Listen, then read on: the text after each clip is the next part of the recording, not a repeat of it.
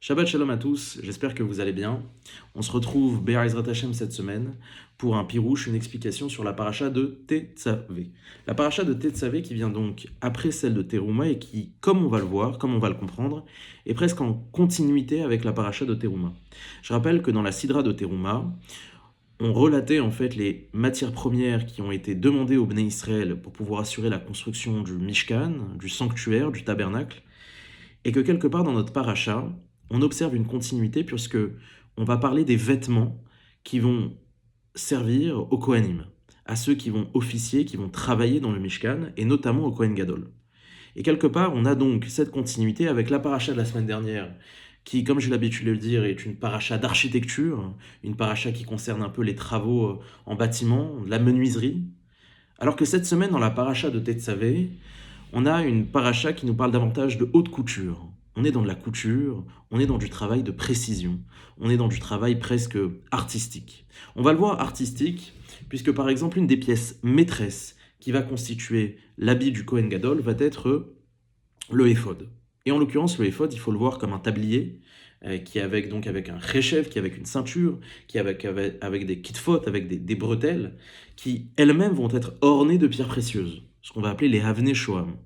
À partir de là, le éphod, il va pouvoir être complété par une sangle qui va venir s'apposer sur le pectoral et qu'on va appeler donc le choshen, qu'on appelle même le choshen mishpat, le pectoral du jugement, puisque vous connaissez tous le Midrash, qui nous dit que sur ce fameux pectoral, on avait les 12 pierres, les Avnei Milouim, qui venaient quelque part représenter chacune des tribus. Sur chacune d'elles était gravé le nom de chaque tribu, et que lorsqu'on avait une question, par un principe assez intéressant, on avait une révélation au travers des lettres des pierres, des Avnei Milouim, qui s'illuminaient pour avoir une réponse à notre question. Alors, c'est un principe qui suscite un intérêt, puisque il nécessite la présence de ce qu'on va appeler les Urim Vetumim. Urim Vetumim sont des parchemins sur lesquels figurent des noms d'Akadosh Baruch Hu. Il existe des marloquettes, des discussions à savoir combien de noms figuraient sur ces parchemins, et en l'occurrence, on plaçait ces parchemins vraiment en fait derrière le Choshen Mishpat. Le Choshen Mishpat était comme une espèce de poche, et donc on plaçait juste derrière, et donc lorsqu'on posait des questions, ça illuminait les lettres dont on avait besoin pour répondre à la question. Donc on a cette pièce maîtresse qui est absolument fascinante, qui est absolument même fabuleuse. On a des couleurs, on a Trélet vert gaman, on a du bleu azur, on a du rouge pourpre, du rouge vif, Tolar Chani, on a du blanc. Bref, ça brille de mille feux. Et surtout, on a le sentiment que ça vient attirer le regard, ça vient susciter notre regard. Alors, il y a eu le éphod, il y a eu les méril, il va y avoir les tuniques également, va y avoir les robes. Et à la fin de la paracha, on termine avec ce qu'on va appeler les Yémé Amiloïm. Les Yémé Amiloïm, ce sont les jours d'inauguration du Mishkan, dont on va pouvoir en saisir l'effectuation lors d'une paracha bien ultérieure qui est dans la paracha de Tzav. Mais ici, quelque part, on nous décrit le protocole d'inauguration du Mishkan à travers différents sacrifices. On introduit notamment la notion du Korban Tamid, le sacrifice quotidien, et on termine par le Misbeach Haktoret, l'autel des encens, dont on décrit la construction, et qui quelque part n'a rien à faire dans cette paracha, qui aurait dû normalement être décrit dans la paracha de la semaine dernière. Mais si vous voulez la réponse à cette question, je vous invite à revoir donc le shiur de la semaine dernière, à voir ou à revoir, qui est donc le shiur sur la paracha de Teruma, qui s'intitule « La clé du paradis ». On a donc une paracha de haute couture, une paracha qui concerne les vêtements. Et comme on l'expliquait, elle fait continuité avec la paracha de la semaine dernière, la paracha de Teruma. Il y a quand même un hic dans cette continuité, c'est la transition qui est faite entre nos deux parashiot. Vous allez me dire de quelle transition on parle. Si on s'intéresse au tout début de la paracha, on va nous parler de Shemen HaMaor, l'huile qui était utilisée pour l'éclairage de la menorah. Vous savez que la menorah, le candélabre, elle nécessitait une huile d'olive qu'on cassait. Katit la Maor, c'était une huile très spécifique. Il y avait seulement les premières gouttes des huiles qui étaient pressées qui pouvaient servir pour cette huile en particulier. Alors on dit Shemen la Maor parce qu'elle s'oppose notamment à Shemen Amishra par exemple, l'huile d'onction, qui est une autre huile qui a une fonction qui n'a rien à voir.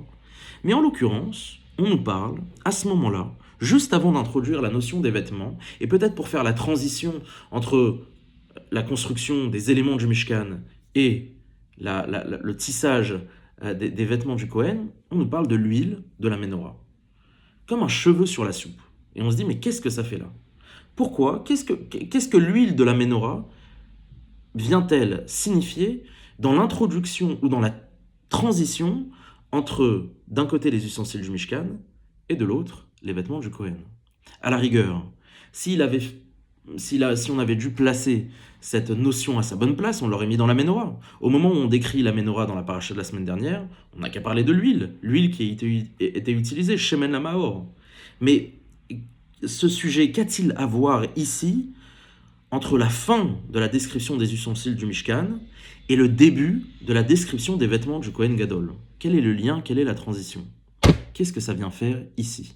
C'est la question que je vous pose. Alors évidemment, il y a des mefarshim qui donnent des réponses, mais celle que je veux vous apporter, du moins elle est personnelle, si elle est marquée quelque part, n'hésitez pas à m'envoyer un message pour me dire. En tout cas, on va essayer de s'attacher à répondre à cette question. Alors cette question, on va la laisser un peu de côté pour, comme je vous le disais, essayer de se poser la question sur la signification un peu de tous ces vêtements. Comme je vous l'ai dit, on remarque qu'il y a une volonté quand même de susciter le regard. Il y a beaucoup de couleurs. Il y a Zahav Vachesef, on voit qu'il y a de l'or, il y a des pierres précieuses sur ces vêtements. C'est quand même assez, encore une fois, c'est fascinant. On avait un total presque de 14 pierres précieuses. 2 Avnei Shoham sur les épaules du éphod, et on en avait 12 sur le pectoral. On a aussi cette notion de Horim Vetumim, qui brillait. On a un espèce de vêtement, en fait, on a le sentiment d'avoir un vêtement qui nous parle. On a le sentiment d'avoir un vêtement qui veut susciter, qui veut attirer l'œil, attirer le regard. Et c'est assez contradictoire peut-être avec l'idée qu'on se fait du vêtement dans le judaïsme. Normalement, l'idée du vêtement, c'est plutôt discret. On parle souvent de tzniut, et un juif, la yiddishkeit, le judaïsme voudrait qu'on se fasse discret dans notre habillement, dans la façon dont on se conduit même. Ça vient révéler comment on se conduit. Et là, bizarrement, quelque part, les Havdil ben Havdalim, on a l'impression d'être au carnaval. On a un costume en fait. On a un costume de carnaval, ça brille de mille feux. C'est incroyable, mais là aussi, on a le sentiment d'avoir une rupture avec l'esprit du vêtement dans le judaïsme. Quelle est la volonté qui se cache derrière? Pourquoi vouloir absolument, là où la présence d'Akadosh Baruch Hu se manifesterait le plus, justement de vouloir briller de mille feux, de vouloir absolument attirer le regard? Mais au contraire, on devrait s'effacer devant la présence d'Hachem. On devrait faire preuve, on va dire, de diligence, de discrétion, d'humilité devant la gloire de Akadosh Baruch Hu.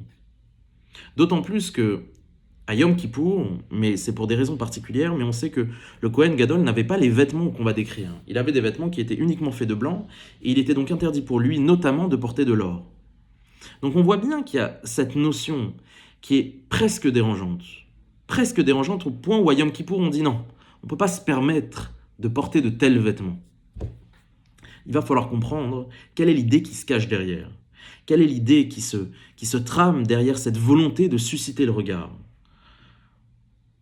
Alors pour ça, comme à notre habitude, il va falloir se poser la question de la notion du vêtement dans la Torah. Où se trouve-t-elle à l'origine? La notion du vêtement dans la Torah à l'origine, vous l'avez peut-être compris, elle se trouve au Maaseh Bereshit, lors de la création du monde. On sait qu'une des premières conséquences de Adam Arishon et de sa femme lorsqu'ils ont consommé le fruit de l'arbre, le Ha'etz Hadat Tov Vara, le fruit de l'arbre de la connaissance du bien et du mal, la Torah nous dit Vatipakachna Aine Shneem, leurs yeux littéralement se sont dessillés, Vayede'ahu, ils ont pris conscience, Ki Harumim Em, qu'ils étaient dénudés. Vaitpeu Aleteena, ils ont confectionné, ils ont détaché, on va dire, des feuilles de vigne, Vayarasulahem Hagorot, de façon à en faire des ceintures, de façon à en faire des vêtements qui couvriraient, on va dire, la partie inférieure du corps. Le vêtement est donc, a priori, une conséquence de la consommation du Ha'etz Hadat Tov Vara, une conséquence d'une transgression. Le vêtement, il apparaît quelque part comme un objet de trahison. C'est Adam Arishon, c'est l'humanité qui trahit le divin. Et c'est extrêmement intéressant puisque vous savez que sémantiquement, le vêtement, on l'appelle beged. Et beged, en hébreu, ça signifie trahir. Par exemple, j'ai retrouvé un verset dans Teilim qui dit Gam kol kovecha lo yevoshu, tous ceux qui espéreront en toi, Hachem, lo yevoshu, ils n'auront pas honte. Qui est-ce qui aura honte? Yevoshu, habogedim rekam. ceux qui décident de te trahir gratuitement. Habogedim rekam. On voit que l'idée du beged partage la même racine que l'idée de trahison. Le vêtement est un objet de trahison. Chagura. On constate que Adam et Chava, ils constatent qu'ils sont dénudés et ils décident de couvrir cette prise de conscience. Ils décident de la dissimuler. Ils décident de la cacher. Première occurrence de la notion du vêtement dans la Torah. Mais il y a une deuxième occurrence qui arrive très vite, en vérité. Et cette deuxième occurrence, elle arrive après que Akadosh Baruch Hu ait quelque part prononcé les malédictions pour le serpent, pour Chava et pour Adam Arishon. Ce tragique épisode se termine avec le verset suivant. Vaya'as Hashem Elokim le Adam ul Ishto, et Akadosh Baruch Hu a fait à Adam Arishon, à Adam et sa femme, Kot not or, littéralement des tuniques or faites de peau, Vayal Bichem, et il les en a revêtis. Vayal Bichem. Il y a plusieurs choses. Ici, on a l'introduction du vêtement par Akadosh Baruch Hu. C'est Akadosh Baruch Hu qui décide de les habiller. Et c'est intéressant parce qu'on a une deuxième façon d'appeler un vêtement dans la Torah qui est celui de levouche. Et vous remarquerez la similitude entre le mot levouche et le mot boucha, le mot honte. On est passé d'un objet de trahison à un objet de honte. Et pour reprendre le verset que j'ai utilisé dans Tehilim de David Ameler, qu'est-ce qu'on disait? Gam kol kovecha lo yevoshu. Bizarrement, on parle à nouveau de ce nyan, de ce sujet de boucha, de honte. Ceux qui espèrent en toi, lo yevoshu, ils n'auront pas honte. Yevoshu habogedim rekam. Ils auront honte, ceux qui te trahissent gratuitement. On a d'un côté le beged, qui est un objet de trahison, et le levouche, qui est un objet de honte. D'un côté le beged, qui est un résultat finalement de l'homme, et le levouche, qui est peut-être une réparation d'Hachem. Ce sont les deux dimensions du vêtement qu'on vient nous présenter dans la Torah, dans la création. Un objet qui recouvre, qui dissimule, et un autre dont Akadosh Baruch Hu décide de prendre part et décide de vêtir Adam Arishon. À partir de là, on va pouvoir s'intéresser peut-être à la fonction qu'ont les vêtements dans le Mishkan. Lorsqu'on regarde le verset qui est utilisé sur la fonction des vêtements dans le Mishkan, on nous dit la chose suivante. Ve'asita vigde kodesh, et tu confectionneras des vêtements, des objets de trahison qui sont saints, les Aharon achicha, pour ton frère Aaron, les chavod ou le tifaret, pour la gloire, pour l'honneur, tifaret et pour la magnificence, pour que ce soit beau. Incroyable. Le kavod. On comprend que la fonction des vêtements du Kohen Gadol, et des Kohanim par extension, c'était un inyan de kavod, de gloire, d'honneur, qui vient directement s'opposer à la notion de honte. On a donc 3 niveaux dans les vêtements. L'objet primitif, qui est un objet de trahison, cet objet de trahison qui va être quelque part accompagné par Akadosh Baruch Hu, et qui va être transformé en objet de honte, levouche, boucha, et on arrive au Mishkan, au sanctuaire, là où Akadosh Baruch Hu décide de résider, pour nous dire que cet objet va devenir un objet de gloire, d'honneur. On a cette évolution, cette continuité dans la signification du vêtement. Mais vous allez me dire, cette signification, cette double entente dans l'idée du vêtement, elle vient quelque part un peu révéler sociologiquement l'idée qu'on a des vêtements. Vous allez me dire en quoi? C'est vrai que, pourquoi l'humanité, d'un point de vue sociologique, a-t-elle décidé de porter des vêtements?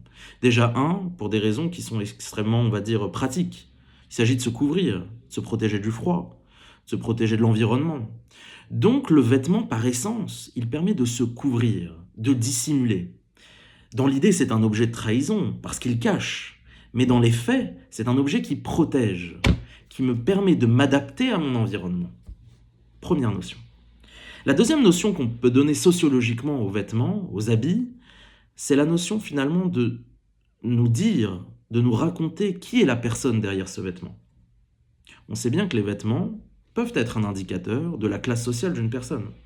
En fonction des vêtements qu'on porte, on peut parfois deviner, malheureusement, à quelle classe sociale cette personne elle appartient. Et même le jeu des grandes marques de couture, de haute couture, c'est justement de tabler sur cette dimension du vêtement.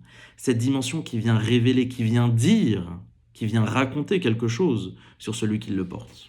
Autrement dit, cette double dimension que nous apporte la Torah, d'un côté l'objet de trahison, l'objet de honte, et l'objet de révélation, on la retrouve elle-même dans la définition d'un vêtement. C'est un objet qui cache, qui couvre, mais c'est un objet aussi qui peut raconter, qui peut aussi révéler.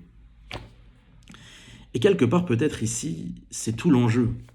C'est tout l'enjeu des vêtements du Kohen Gadol. Tout l'enjeu.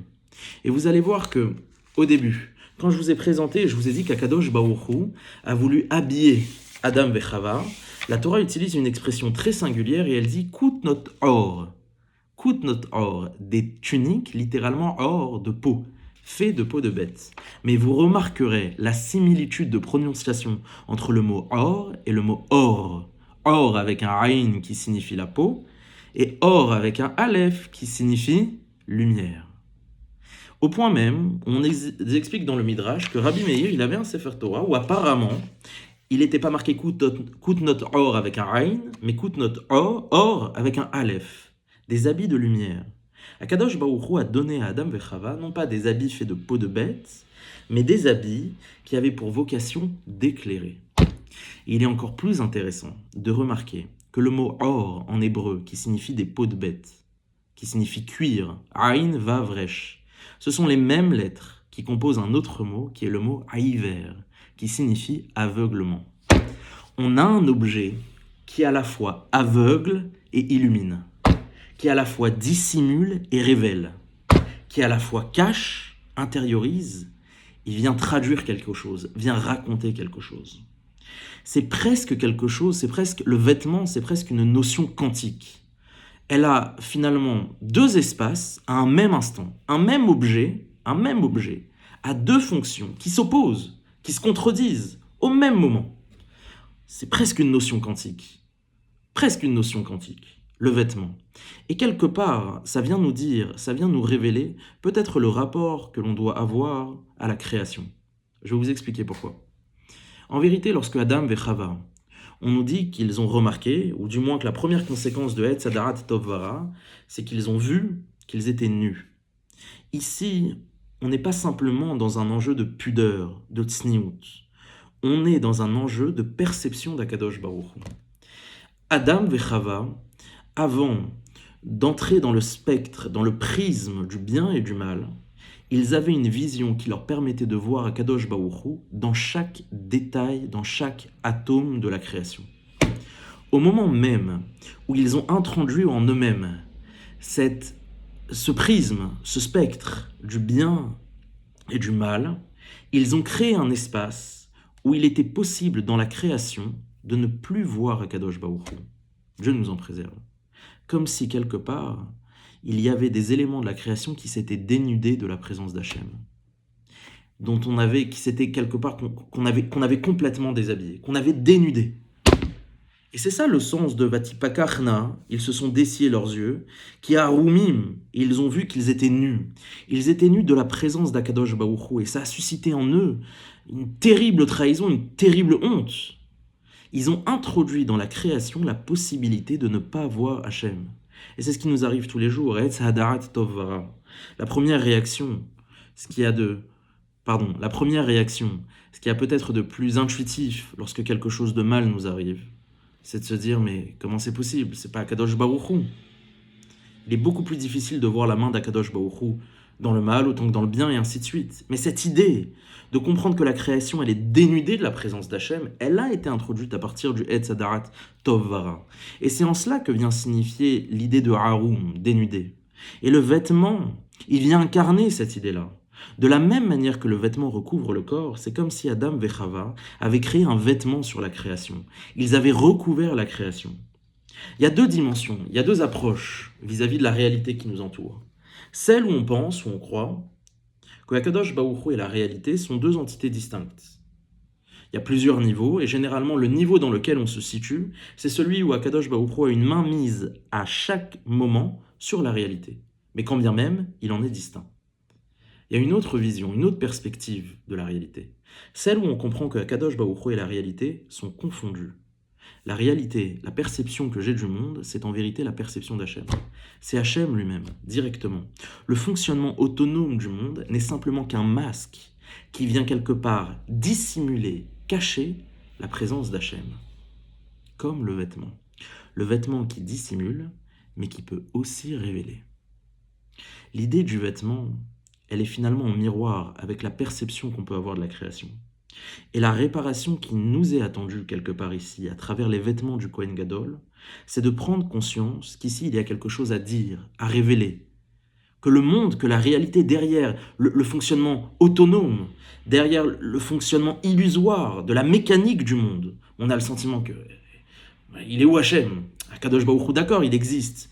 Mais je vois une voiture rouler, je vois les arbres, je vois les oiseaux chanter. C'est des oiseaux, Akadosh Baruch Hu, il les contrôle, il permet, mais c'est Hachem ça? Mais non, le monde fonctionne de manière autonome. Ça dissimule, mais ça révèle. On a un même objet, une même réalité, qui a à la fois cette capacité de dissimuler, de cacher la présence d'Hachem, mais de la révéler. Et c'est tout l'enjeu des habits du Kohen Gadol. C'est tout l'enjeu de cette réparation. Parvenir de l'objet de trahison qui a suscité la honte à un objet de révélation, les chavod ou le tifharet, et qui nous permet de voir le monde et la création de manière beaucoup plus belle, beaucoup plus embellie. Finalement, ici, ce qui nous est proposé quelque part, c'est une réparation qui est peut-être même bien plus profonde que celle qui nous est apportée par les ustensiles du Mishkan. Les ustensiles du Mishkan, par essence, révèlent la présence d'Hachem. Le Haron HaKodesh, c'était quelque chose de fabuleux, de miraculeux. Il se portait par lui-même, la voix d'Akadosh Baruch Hu qui s'échappait d'entre les deux kérouim, d'entre les deux chérubins, la menorah, les flammes qui montaient d'elles-mêmes, le pitoum aktoret, les lechem apanim qui restaient chauds d'un Shabbat à l'autre. Ils viennent témoigner directement de la présence d'Hachem. Les habits du Kohen, c'est beaucoup plus subtil. Ils dissimulent et révèlent à la fois. Ils cachent et traduisent. Ils intériorisent et révèlent en même temps. Le tzitz, les Urim Vetumim, qui révèlent, qui viennent nous parler. C'est une dimension qui est beaucoup plus profonde et qui est quelque part beaucoup plus intense que celle qui nous est proposée par les ustensiles du Mishkan. Et on arrive donc à la question principale qu'on avait posée au tout début. Que vient faire l'huile? Shemen la Maor. Que vient faire l'huile d'olive qui permet d'allumer la menorah? Elle vient justement faire la transition pour nous expliquer que le but des vêtements du Kohen, c'était d'éclairer. C'est d'arriver à une réparation où le vêtement n'est plus un objet de dissimulation, c'est un objet qui révèle, c'est un objet qui éclaire, de la même manière que notre regard doit être de même sur la création. La création, bien qu'elle semble dissimuler, elle doit aussi révéler. Et peut-être, et c'est une idée, c'est un paradoxe qui peut susciter beaucoup de réflexions, que cette capacité à dissimuler Akadosh Baruch Hu, c'est cela qui doit nous fasciner. Akadosh Baruch Hu a créé un objet, une réalité, qui est capable à la fois de dissimuler sa présence et de la révéler en même temps. Et c'est ça qui est fascinant, c'est ça qui est révélateur, c'est ça qui nous invite à l'echavod ou le tifaret, à voir la gloire d'Hachem et sa magnificence. C'est cette capacité à, dans un même objet, avoir une contradiction, un objet de contradiction. Quelque chose de quantique, qui existe dans deux espaces qui se contredisent, mais en même temps, au même moment. Shemen la Maor. On nous place justement l'idée de la lumière, l'idée du Shemen la Maor, de l'huile d'olive qui vient éclairer la menorah pour nous expliquer que si les ustensiles du Mishkan venaient révéler la présence d'Akadosh Baruch Hu, ici, il va falloir à la fois la révéler et la dissimuler. Et ce Shemen la Maor vient nous l'introduire, parce qu'en vérité, dans le Mishkan, vous vous doutez bien qu'il n'y avait pas besoin de lumière. Akadosh Baruch Hu n'avait pas besoin de lumière dans le Mishkan. Raison pour laquelle il y a marqué Veikru elecha, et tu prendras pour toi. Parce que dans le Mishkan, dans la présence d'Hachem, pas besoin de lumière. Akadosh Baruch Hu, c'est la lumière. Alors, pourquoi j'ai besoin d'avoir Shemen la Maor? Pour me rappeler que la présence d'Akadosh Baruch Hu, encore une fois, c'est quelque chose qui mérite d'être révélé par moi-même, tout comme elle est dissimulée par le monde. Avoir cet objet de contradiction, cet objet qui partage deux idées qui se contredisent en même temps. Les chavod ou le tifaret, parvenir à réparer cette dimension du vêtement, qui à l'origine était un objet de trahison, un objet de honte, et qui doit devenir un objet de gloire pour Akadosh Baruch Hu. Et encore une fois, c'est un appel à notre vision sur la création, à notre vision de la réalité. Comment décide-t-on de voir le monde? Est-ce que notre réalité, c'est une réalité qui crée une distinction entre le divin et la matière? Ou bien le divin et la matière sont confondus. La réalité, c'est Akadosh Baruch Hu. Ma perception des choses, c'est en vérité Hachem. Mais c'est autonome. Où je vois Hachem? Je vois beaucoup plus Hachem quand je vois un miracle, quand je vois quelque chose de fabuleux, de fantastique. Mais c'est en cela que c'est magnifique. C'est en cela que c'est fascinant. C'est qu'on a un objet qui nous révèle la force d'Hachem parce qu'il contracte sa présence, il la dissimule. Une présence qui normalement devrait, devrait exploser, devrait imploser, devrait s'imposer d'elle-même. Et pour autant, on a cette chaise devant nous qui parvient à contenir la présence d'Hachem. Péléplaim. Une contradiction interne, quelque chose de quantique. Be'ezrat Hachem. Qu'on puisse mériter de comprendre que le Mishkan, que les habits du Kohanim sont un appel quelque part à réparer, à susciter en nous un changement vis-à-vis de la création, vis-à-vis de notre réalité, et qu'il puisse, Be'ezrat Hachem, nous inviter encore une fois à percevoir notre réalité différemment. J'ai abordé beaucoup de notions dans Shiur, et si c'est un peu flou pour vous, il y a notamment la notion de la perception de la réalité qui est abordée dans la Sidra, dans la paracha de Vaera, sur le cours de Vaera, qui est donc sur la chaîne et qui s'intitule Vaera, la recette du miracle, ou la recette miracle. Donc je vous invite à le voir ou à le revoir pour avoir plus d'éclaircissements. Et également, si vous voulez comprendre plus la continuité du Shiur, essayez de le voir avec le Shiur de la semaine dernière, de la paracha de Teruma, la clé du paradis. On a expliqué qu'en vérité, le Mishkan, et finalement, les Bigdei Kehuna, on rejoue les conditions du Gan Eden, on rejoue les conditions de la faute d'Adam Arishon.